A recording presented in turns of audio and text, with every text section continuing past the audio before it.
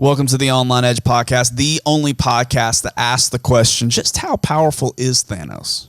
I don't even know what camera to look at because there's no lights. Just look at the camera you would be looking at and it'll pick you up.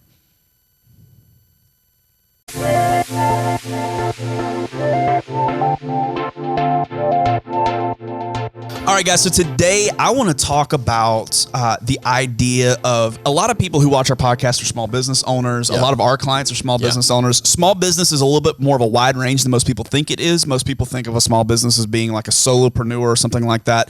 But we have clients that, you know, they would be Millions. $15, $20 million a year. That's a small business. Yeah, for sure. So when you start talking about Fortune 500 companies, you're starting to talk about billions and billions a year. When you're talking about medium-sized businesses, you're probably talking, I don't know what the actual definition is, but probably somewhere in that 50 million to 150 million, something like that. Yeah. And when you're talking about small businesses, it's really underneath that would still be a small business, probably a dozen employees, something to that effect. I want to talk about what decisions a small business should make when deciding to make the owner kind of the face of the company. So there's two different really routes that you can go. You can go with the team route and really kind of make the brand, the name, whatever that happens to be, kind of the forefront of the company. And the other one, and there's nothing wrong with this. Some of the most powerful brands in the world would have very clearly somebody at the helm that everybody knows their name. Facebook, Mark Zuckerberg, everybody knows that guy's name. He's the face of that company, and he doesn't shy away from that. And that's awesome. Nothing wrong with it. In a lot of cases, I think it might be the right decision for small businesses to make the owner kind of the face, the focal point of the company. And I think there's a few reasons for that. So I want to give a couple of my thoughts. You feel free to add on and even counter some of the stuff. Yeah, I was going to say I have another viewpoint, but go for it. Fair enough. I'll hit the other side. And if you do either one of these really well, you're probably going to succeed. Yeah. Because there's two radically different ways of thinking about this. So I'll talk about it from the kind of the for perspective, and then you talk about it from the other perspective. Okay. One, I think that small business owners, if you're known in the community, if you serve your community, period, like that's where you're at. You're not a web-based company where you're serving the globe, but you're serving your county, your city, your state, whatever that happens to be. Some of the positives of being kind of the focal point, the face of the company are, number one, kind of old saying, people don't buy things, they buy people. Meaning that you as an individual, man, people want to do business with you. So I actually live right outside of Dallas, but I'm actually in a very small town, even compared to you. It'd be a tenth of the size as the town that you live in. And then when it comes to greater Dallas, it would be, gosh, small town. 0.0001%. Small town USA is where Lee's at compared to Dallas, Texas. We have farmers in our town still, so that'll tell you. Well, so does McKinney, and so does Dallas. I just thought about that. Good point. You can't drive downtown Dallas without seeing some Longhorns out there in the field. That's pretty cool. However, one of the things that keeps some of the small businesses in my town alive and well, places that I could, we have a hardware store in my hometown that's thriving. That's a mom and pop. Right. That's been there for probably a million years. Yeah, 50 plus years. And they're thriving not because of the name of the hardware store. I don't know the name of the hardware store. I couldn't either. I know where it's at. And I know the name of the family that owns it. I don't know who owns it, but I know where it's at. And I know that they're definitely a really great place. Better than Tractor Supply, which is right across the street now, there I think. You go. So you can't that company doesn't stay alive without that family. People, when they go in there and shop there, they are doing business with that family that has been in that community for decades. Right.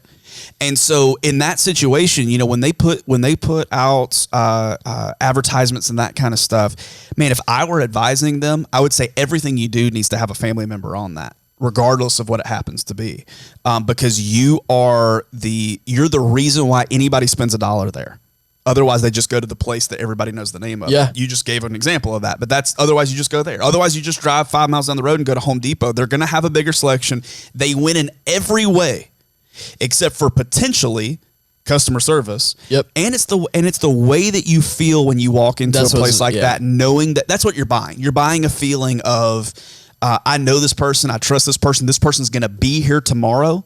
They might not, at some other place, they might not be here 2 weeks from now. Right. But they're going to be here. They're a consistent presence in this community, and I want to do business with them as a result. The relationship aspect Exactly is what right. people do business with them for. The brands that name themselves after the founder should definitely do this.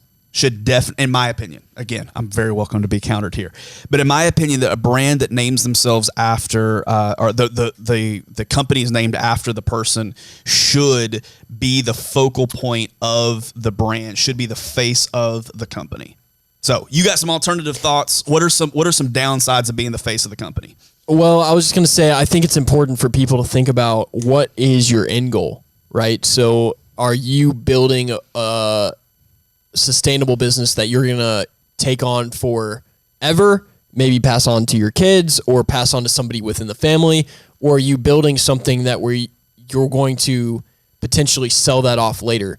Because the reason that I say that is it's important to think about those things, because it's going to be hard to sell something that is like the hardware store.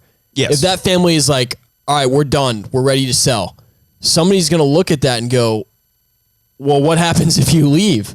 It is worth less for sure. 90% of that client base 100%. Is there just because of you, and you leave, what happens? So if that's not their end game is, let's build, like when they started that business, whenever that was, yes, we're going to build a relationships, type hardware store where everybody comes in here and they know us, and we're going to personally help them or whatever it is. And this is going to be generational. We're going to pass this thing down. That's awesome. Yes. It's probably named after them. Yes. I think it's a I'm not sure. I don't remember at this point, because all I remember is them. I think it's H and something. Yeah. Or I don't know. But if your end goal is, I'm going to build this, and then eventually I'm going to probably sell it and exit and get on to the next thing, you don't want to be the face. Great example of this, of exactly what you're saying. My grandfather grew up in a little bitty town called China Grove, North Carolina. And my grandfather was a pharmacist and started a pharmacy. And his last name was Brown, and he started Brown's Pharmacy. Brown's Pharmacy still exists in China Grove, North Carolina, and he has been gone for a long, long, long, long time. However, other places have moved in around it and felt comfortable doing so, because at that point, yes, it still exists because it's a staple of the community. They got a soda pop fountain, all that kind of stuff. Like, it's got that. It's got the Mayberry vibe to it. Yeah. That's cute. It may as well be Mayberry, legitimately. But and no other pharmacy moved in until he retired. Legitimately, none, zero. He retires. It stays Brown's Pharmacy because it's on the square in downtown. Yeah. It was a big deal. Yeah. People somebody definitely bought it. Somebody came in, wanted to continue to run it, tried to keep the same feel, same vibe, and all that kind of stuff. And it works. It's still there. It's in existence. However, is it the staple of the community it was 40 years ago? Not even close. Yeah. Not even close. Yeah, it's typically the way those type of deals go down. So that's what I would say is, are you looking to build something that you're going to be an integral part of every single day? Because those are if you're going to build it around yourself, people are going to do business with you because they want to do business with you. You're also going to have the flip side of that. They're doing business with you because of that. You're also going to have to be there to serve them. That's very true. More so than not. You're 100% right. So if you're building something that you want to serve you, as well as serve everybody else, but at the end of the day, the business is here to serve you, I would go on the side of push more of the team, push more of the service, push more of what you're going to get, and you can be a part of that. It's just not 100% focused on you. So, couple of examples of when it works, even nationally, huge brands. Walmart, that's the Walton family. Yeah. Sam's Club, Sam Walton. Yeah. A couple of examples. I mean, I can give more examples of where it doesn't work. So, I just named one of the most successful companies in U.S. history. Who started McDonald? Not Ronald McDonald. God. Oddly enough. God. Wish it was a clown. I would go there more often. All that being said, what we wanted to do today was give you some stuff to think about, because I think that there definitely are times where if you got a small business and you're not trying to you don't have an exit plan for 40 years. You want to run this thing and you want it to be awesome and you want it to serve your family and you want to hand it down to the next generation. I think you should consider being the face and the focal point of the company. However, if you're building something that with the idea of, man, I'm going to build this thing and it's going to be awesome, but in 5 years I'm going to sell this.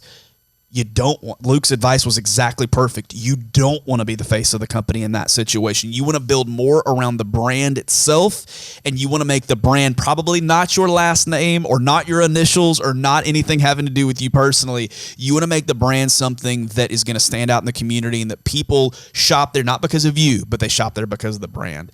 All that being said, as you're thinking this stuff through, as you're contemplating whether or not to be the face of the company doesn't have to be named after you to be the face of the company. And as long as you have a transition plan of how to transition to not being the face of the company anymore, many places have done that successfully. Yeah. Where the CEO initially was the face of the company and they knew when they got to a certain size, it was time to start transitioning that. And so slowly but surely, they started working themselves back from it and working somebody else into it. And great example of that still being the case is Wendy's. Yeah. Dave Thomas was in every single commercial that I'm aware of when I was a kid growing up. Not anymore, because Dave Thomas is no longer with us. And so as a result, what they did was they had to shift some things. And part of that was a overlapping with some older footage of him that allowed you to remember what it was like when he was there. And then they slowly started to scale that out where you don't expect that anymore when you see a Wendy's commercial or Wendy's piece of advertisement or anything like that. That's a good point. So there's all sorts of different options. There's not a one size fits all approach. That's not the way that anything in marketing works. However, these were some principles for you guys to think about today so that when you're making those decisions for your company, maybe some different angles we allowed you guys to think about today. Yep. That's it for this podcast. Thank you guys so much for watching. If you got anything out of this whatsoever, give us a like, give us a subscribe. If you have questions, put them in the comments. If you just love the intros, because we get a lot of that, put that in the comments. Maybe give us an idea for another intro. Yeah. If we have an awesome idea for an intro, I'll totally take it and I'll use it. I'm putting the challenge out there. Give me a great idea for an intro. We will make it happen just for you. If it's a crappy idea, I'm going to make Luke do it. All right, I'll do it. Thank you guys so much. We will see you next Friday.